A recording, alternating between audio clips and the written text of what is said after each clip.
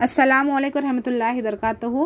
प्यारे बच्चों, जमा सुवा मज़मून रियाजी में हमने जो है सबक नंबर 3 जमा बगैर हासिल वाली इसकी शुरुआत की है। इससे कबल वीडियो में मैंने आपको सैकड़ा, दहाई और इकाई इनकी जमा किस तरह की जाती थी ये मैंने समझाई हूँ। आज के इस वीडियो में जमा बगैर हासिल वाली में हमें क्या है, कुछ मिसालों को समझना है। तो यहाँ देखिए दिया गया है, मिसाल है 5 जमा सिफर। तो जब हम 5 में सिफर जमा करेंगे, तो 5 में जब हम सिफर जमा करेंगे तो जवाब कितना आएगा हमारा 5। तो हम यहाँ लिखेंगे 5 जमा सिफर यानी 5। उसके बाद 1 जमा 8। तो 1 में आप 8 जमा कीजिए यानी 1 के आगे 8 आने तक गिनिए। 1 के बाद 2, 3, 4, 5, 6, 7, 8, 9। तो 1 में जब हमने 8 जमा किए तो हमारा जवाब कितना आया 9। तो हमने यहाँ लिख दिए 9। फिर नेक्स्ट देखिए, मिसाल है सिफर जमा 5। तो सिफर में जब हम 5 जमा करेंगे, सिफर के मानी होती है कुछ भी नहीं, है ना। तो जब हमारे पास कुछ भी नहीं है, आपके पास क्या है, अब तो आपके पास जो है सिफर चॉकलेट है। और जब मैंने आपको क्या है कि 5 चॉकलेट दी, तो आपके पास कितने चॉकलेट हो गए, 5 चॉकलेट हो गए। तो सिफर जमा 5। तो सिफर जमा 5 यानी यहाँ पे कितने आएंगे, 5 आएंगे।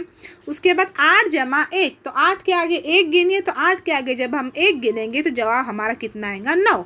तो यहाँ पर जो है देखने वाली चीज़ है वो ये है कि हमने जब 5 में सिफर जमा किए तो जवाब कितना आया हमारा 5 आया।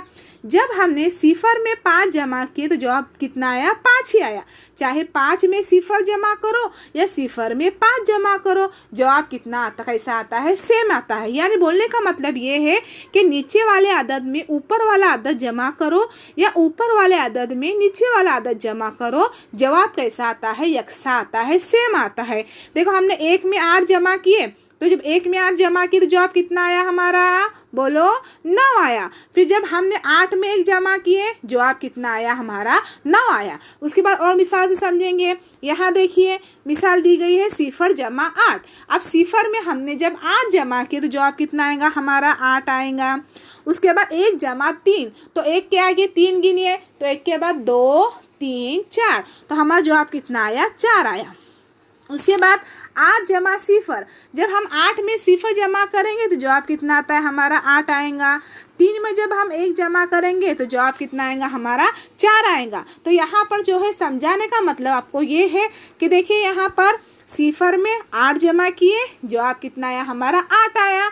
8 में हमने सिफर जमा किए, जवाब कितना आया हमारा 8 ही आया।